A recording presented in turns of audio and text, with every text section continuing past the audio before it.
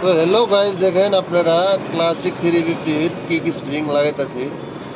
তো দেখেন classic কিকের spring ভাঙ্গা ভাঙ্গা দেখেন চুরমার হয়ে গেছে। দেখেন এই দেখেন, দেখছেন কিভাবে ভাঙছে। দেখেন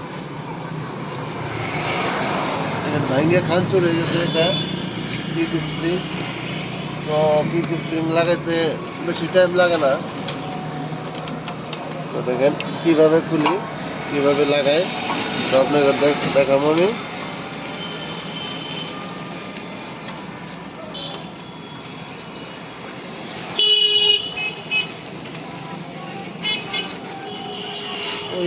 দেখুন এই স্প্রিং, এত বড় স্প্রিং লাগাই দিতেছি। তো